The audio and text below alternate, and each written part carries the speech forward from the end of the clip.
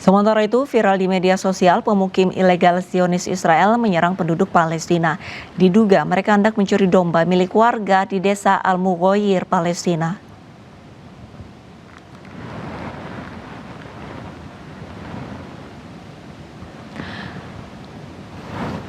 Pemukim ilegal Israel lagi-lagi berulah. Kali ini mereka mencoba mencuri domba ternak milik warga Palestina di desa Al-Mughoyir. Ironisnya, aksi pemukim ilegal Zionis yang menyerang warga ini didukung oleh militer Israel. Mereka secara berkelompok menyerang warga Palestina, bahkan mencuri harta bendanya termasuk hewan ternak.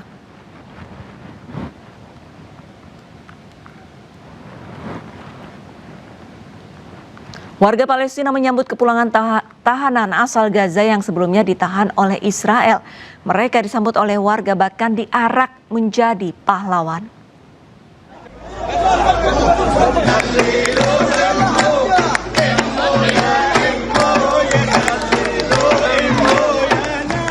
Kedatangan warga Gaza yang sebelumnya ditahan Israel disambut meriah. Bak seperti pahlawan, mereka disambut nyanyian dan lagu-lagu penyemangat perjuangan. Mereka dibebaskan oleh Israel setelah sebelumnya sempat ditahan dan diperlakukan tidak manusiawi oleh Zionis. Keluarga para tahanan menyambut mereka dengan haru dan gembira.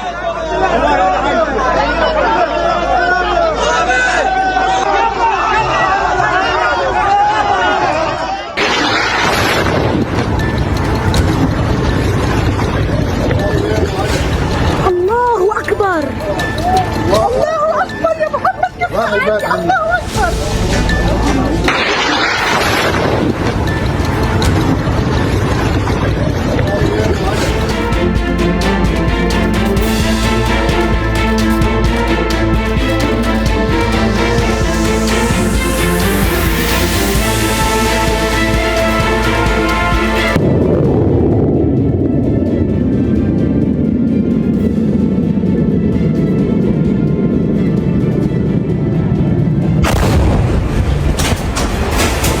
و برای شلیک موقعیت خیلی عالی رو در اختیار داشت. پهپاده؟ کروز بود. بیا ادامه‌شو بریم. خب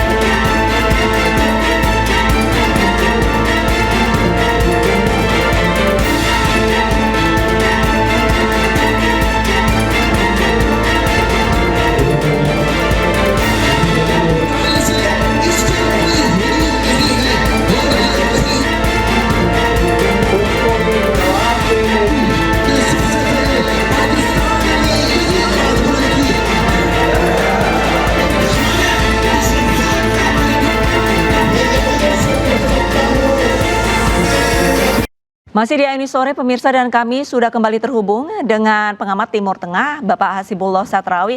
Pak Hasibullah, kita lanjutkan kembali pembicaraan kita. Dengan adanya serangan antara Amerika dan Iran di tengah gencatan ini tadi sempat terputus. Apakah mengakibatkan untuk negosiasi yang kedua ini justru akan berjalan mundur atau justru tidak diselenggarakan sama sekali? Ya, memang isu Selat Hormuz sekarang menjadi salah satu kendala bagi berlangsungnya rencana perundingan jilid kedua, terutama karena pihak Iran itu semakin bulat menjadikan pembukaan blokade atas pelabuhannya sebagai syarat menuju perundingan. Bahkan sampai hari ini, di saat sinyal-sinyal dari Amerika makin kuat akan datang, termasuk rombongannya yang juga akan mengikut sertakan wakil presiden Amerika. Sementara dari pihak Iran sampai sekarang belum ada kepastian karena mereka meminta diberhentikannya dulu atau ditarik dulu, di stop dulu blokade yang dilakukan oleh Amerika di pelabuhan Iran. Oke. Begitu. Berarti bisa dikatakan rumor Iran tidak mau berunding dengan Amerika Serikat, terlebih sebelumnya ada informasi bahwa rakyat Iran berunjuk rasa untuk meminta pemerintahannya ini tidak menyelenggarakan perundingan, itu akan terjadi, bahwa tidak akan pernah ada perundingan kedua. Mungkin bahasanya tidak langsung menyebut tidak akan ada, tapi ini kalau yang saya ikutin, jadi ini semakin meneguhkan Iran sebagai pihak yang menentukan dalam tanda kutip apakah perundingan ini akan berlangsung atau tidak. Sebenarnya polanya konsisten menurut saya dari awal sampai sekarang. Yang perundingan pertama itu juga terjadi karena Iran dalam tanda kutip melonggarkan syarat, Ya. yaitu yang disebut sebagai syarat untuk solusi permanen. Ya. Tapi kemudian dia mau menerima solusi sementara. Yang sekarang juga sama. Oke. Iran yang saya baca menjadikan pembukaan blokade atas pelabuhannya itu sebagai syarat menuju perundingan. Nah, sekali lagi ini baru di atas atau di dalam tataran retorika. Apakah akan utuh seperti itu? Belum tentu, namanya orang berunding pasti ada kompromi, ada upaya untuk saling mengalah. Kalau tidak ada upaya saling mengalah, maka perundingan apapun akan selalu mengalami deadlock dan kegagalan. Nah, sekarang kalau kita baca dari semuanya, sebenarnya lagi diperjuangkan agar bagaimana ada kompromi di awal paling tidak untuk mempertemukan kembali dalam perundingan jilid 2. Gitu, Mbak. Baik, saat ini Iran yang menjadi pihak yang menentukan untuk perundingan. Yang menarik adalah saudara Iran, yaitu Yaman, ini mengancam blokade Selat Bab al-Mandab jika perundingan ini dipersulit oleh Amerika. Tanggapannya seperti apa, Pak? Iya, saya rasa memang itu bagian daripada kartu-kartu politik yang dimainkan oleh Iran, karena memang Houthi itu merupakan salah satu milisinya dan dia juga punya akses dan bisa mengontrol katakanlah selat yang tidak kalah strategis, yaitu Bab Mandab yang dalam perang tahun 2025 sebenarnya terbukti bagaimana Houthi juga bisa menjadi gangguan di situ. Nah, ini salah satu kartu Iran yang sekarang istilahnya dijadikan ancaman terutama kepada Amerika. Kalau mereka lanjut dengan jalur maritim ini, maka ini akan semakin membahayakan bagi katakanlah kebebasan maritim, kebebasan lalu lintas di lautan, termasuk berkaitan dengan minyak, energi dan komoditas-komoditas lainnya. Karena kalau sampai Bab Mandeb dan Hormuz juga dijadikan tempat ketegangan, maka ini akan menjadi kabar yang sangat buruk bagi perekonomian global. Pak Hasibullah, berbicara mengenai kartu dari politik begitu ya, kalau tanggapan Anda saat ini Amerika Serikat mengancam akan membumi hanguskan Iran jika kesepakatan gagal. Nah, menurut Anda ini hanya gertakan atau akan dilakukan oleh Amerika? Saya rasa bisa dikatakan itu bukan gertakan, dan bagi Iran juga mungkin tidak terlalu juga menakutkan gitu. Karena 40 hari itu bukan hal biasa. 40 hari itu boleh kita sebut sebagai kiamat kecil yang sudah dialami oleh Iran. Jadi jangan kemudian dianggap bahwa Iran belum mengalami hal-hal buruk. Nah, ini yang barangkali kurang connect di antara kedua belah pihak, terutama Amerika ya. Saya melihat Amerika tidak mau atau tidak ngambil pembelajaran dari katakanlah kegagalan perang 40 hari itu. Kan mereka selalu menggunakan pendekatan intimidasi, pendekatan mengancam, pendekatan keras-keras lainnya. Padahal kita tahu Iran justru makin didekati dengan pendekatan begitu, perlawanannya makin kuat. Jadi sebenarnya jangan-jangan ini ada soal kebudayaan yang kurang clear di antara kedua belah pihak ini, terutama dari Amerika, sehingga cara-cara yang digunakan justru kontraproduktif. Karena kalau kita ikutin dari kepentingan Trump, kepentingan Amerika, saya sangat yakin bahwa memang Amerika ingin segera perang ini berakhir, dan itu diindikasikan dalam berbagai macam cara gitu. Cuman sekali lagi Amerika ini tidak ingin tampil di tangan di bawah. Sebenarnya dia butuh, tapi justru tidak ingin kayak menjadi orang yang lemah gitu. Jadi orang butuh tapi justru tampil dengan cara orang mengancam. Nah, ini kan repot di dalam kebudayaan Timur terutama, dan termasuk di Iran gitu. Seandainya itu disampaikan baik-baik, termasuk ketika berunding tidak motong-motong gitu ya. Ini kan perundingan pertama saja sudah tidak berlangsung baik. Bayangkan ditinggalkan, kalau dalam bahasanya MNC Group berarti ditinggalkan mentah-mentah begitu kan. Saat belum selesai lalu kemudian pergi gitu. Itu kan sangat tidak bagus di dalam kebudayaan Timur, walaupun kita menghormati itu, mungkin di Amerika, di Barat itu hal yang biasa. Jadi saya melihat sebenarnya ada dimensi kebudayaan yang kita harapkan sebenarnya oleh Pakistan sebagai mediator itu bisa dijadikan sebagai perekat, sebagai alat untuk saling memahami, bukan justru untuk saling bertengkar, karena ini lagi-lagi ilmu komunikasi gitu. Di dalam kebudayaan juga ada ilmu komunikasi. Dua pihak ini sebenarnya sama-sama ingin mengalami eskalasi. Kalau Iran sudah disampaikan, udah pasti dia sebagai negara yang diserang tidak ingin diserang. Saya yakin tidak ada negara manapun yang ingin diserang. Cuman dia diserang, jadi dia nggak punya pilihan lain. Berarti nilai bagi Iran akan lebih mudah untuk dipahamkan tentang perdamaian. Nah, bagi Amerika sebenarnya dengan konteks-konteks politik, konteks ekonomi yang sekarang ada di Amerika justru sangat menguntungkan kalau terjadi deeskalasi atau bahkan perdamaian. Cuman sekali lagi ini ada cara kebudayaan yang mungkin berbeda.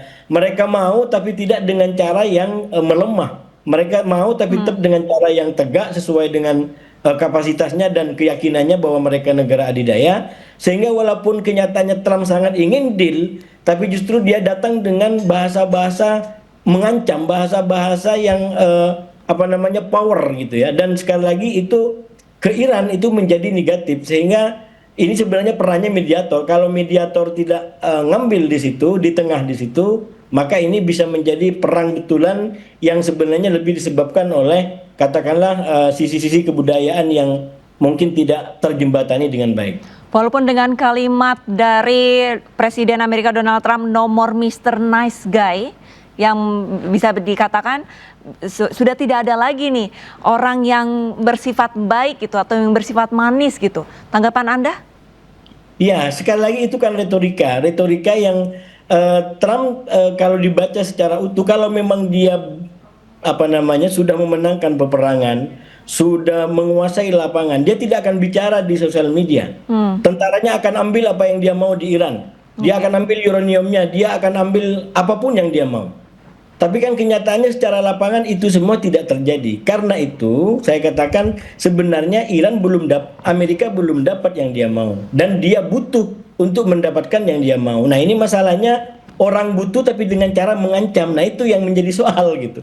Jadi ada orang butuh tapi tidak dengan cara yang sesuai dengan keadaannya. Nah, Iran mencoba untuk mengungkap Amerika apa adanya, bahwa dia tidak berkuasa. Dia tidak seperti yang diklaimkan oleh Iran. Karena itu dia melawan.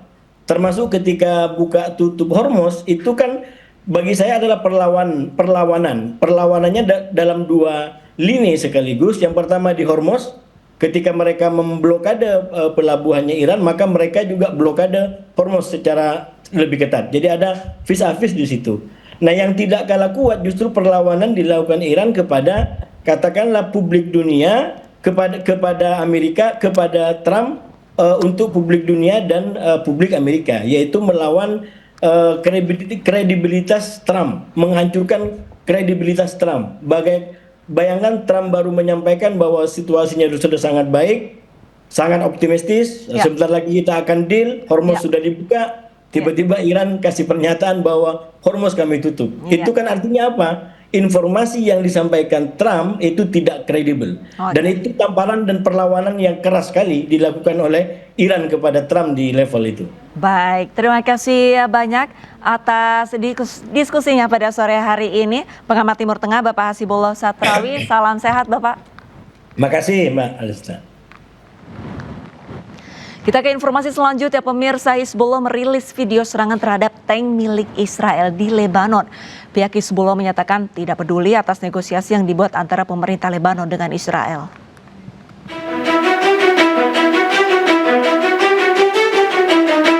Hizbullah merilis video serangan yang menargetkan Israel. Rudal Paveh yang digunakan diklaim buatan Iran. Rudal jelajah jarak jauh ini juga ditempeli foto tokoh-tokoh dari Hizbullah dan diarahkan ke militer Israel di Haifa. Serangan udara pejuang Hizbullah juga menghantam tank Merkava milik Israel di Bet Yahun, Lebanon. Drone dilengkapi dengan kamera pengawas dan hulu ledak PG-7 anti-tank. Di tengah serangan yang terjadi, pejabat senior Hizbullah mengatakan tidak peduli atas negosiasi yang dibuat antara pemerintah Lebanon dengan Israel. لا تعنينا مفاوضات التي تجريها الدولة، لا تعنينا هذه المفاوضات، هي مفاوضات فاشلة ضعيفة مهزومة محبطة مستسلمة، لا تعنينا هذه المفاوضات. Menteri Pertahanan Israel juga mengatakan bahwa Israel akan terus menyerang Lebanon meski gencatan senjata sedang berlangsung. Pihaknya akan terus menyerang infrastruktur Hizbullah yang dicurigai berisi bahan peledak. ראש הממשלה בנימין נתניהו ואני הנחינו את צה"ל לפעול בכל העוצמה, גם מהיבשה וגם מהאוויר וגם במהלך הפסקת האש, כדי להגן על חיילינו בלבנון מפני כל איום, כל מבנה שמאיים על כוחותינו וכל ציר החשוד במטענים חייבים להיות מושמדים באופן מיידי. זוהי מטרתו. Sebelumnya negosiasi damai antara Lebanon dan Israel sempat digelar pada 15 April lalu. Hasil perundingan yang digelar di Amerika, kedua negara sepakat untuk gencatan senjata. Pertemuan Perdana Menteri Israel Benjamin Netanyahu dengan Presiden Argentina Javier Milei menarik perhatian karena terjadi begitu akrab. Javier bahkan menyebut Netanyahu sebagai teman tersayang. This is my, Javier. You know what that means? It means friend. Yes, a good friend. Yes, Javier you is are Javier. my dear friend. And thank you for the kind words you said. And you shall hear what I have to say about you. Thank you very much. Kemesraan Perdana Menteri Israel Benjamin Netanyahu dengan Presiden Argentina Javier Milei terjadi saat Javier Milei melakukan kunjungan ke Tel Aviv, Israel.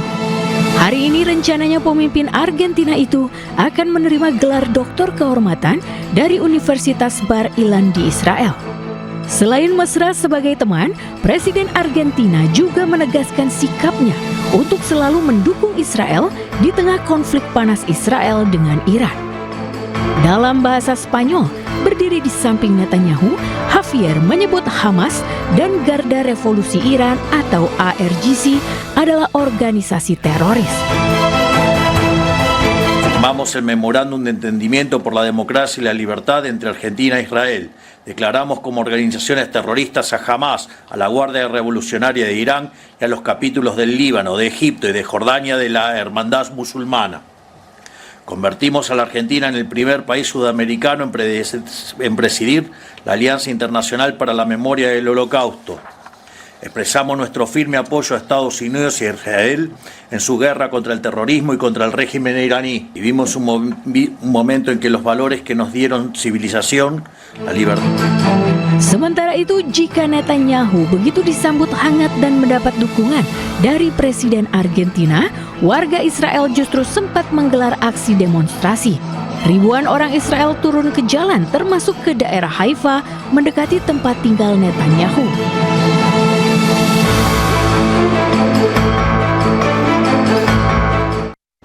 Pejuang Hizbullah di Lebanon terus menyerang penjajah Israel dengan rudal buatan Iran.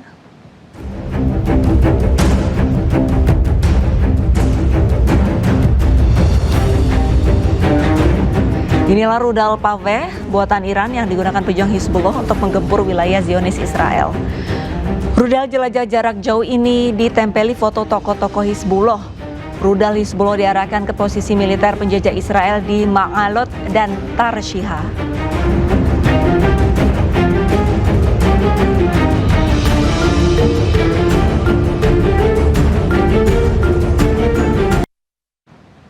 Serangan udara pejuang Hizbullah berhasil menghantam tank Merkava milik Zionis Israel di Bet Yahun, Lebanon.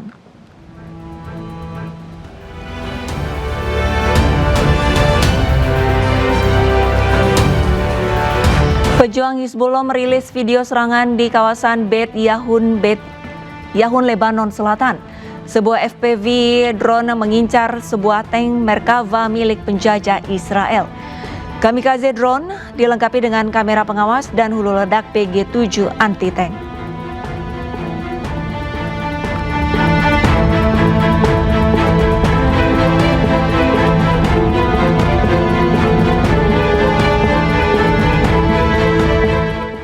Pejabat senior Hizbullah Mahmud Qomati mengatakan bahwa organisasinya tidak peduli atas negosiasi yang dibuat antara pemerintah Lebanon dengan penjajah Israel. Ia menyatakan negosiasi ini merupakan kesalahan dan penyerahan kedaulatan. لا تعنينا مفاوضات التي تجريها الدولة لا تعنينا هذه المفاوضات هي مفاوضات فاشلة ضعيفة مهزومة محبطة مستسلمة لا تعنينا هذه المفاوضات. Meskipun di bawah ancaman serangan udara Israel, warga Lebanon tidak takut untuk kembali ke kampung halamannya.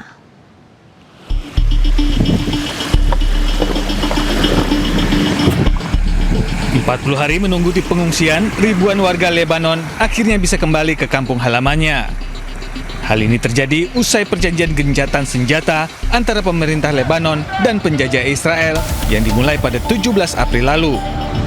Jembatan Tahrir Falis yang telah dihancurkan penjajah Israel membuat warga Lebanon Selatan terpaksa menyeberangi Sungai Litani dengan kendaraan mereka. Sementara itu, pejalan kaki terpaksa menyeberangi jembatan yang sebagian hancur. يعني كنا ناطرينه هذا اليوم نحن من أكثر من 40 يوم. الحمد لله هلا رجعنا ضيعتنا عصريفة نشكر الله. مثل ما شايفين هلا نحن عم نساعد العالم انه تطلع هذا الجسر بصف السيارات من برا بيطلعوا بيجي حدا بياخذهم من هاي الميله. يعني شو بدنا اول شيء بدنا نوجه الشكر لدماء الشهداء وللمقاومين اللي صمدوا واللي خلونا نرجع على هذا الضياع. Menurut Badan Pengungsi PBB, lebih dari 1 juta orang terpaksa mengungsi sejak 2 Maret lalu akibat agresi militer Zionis Israel di Lebanon.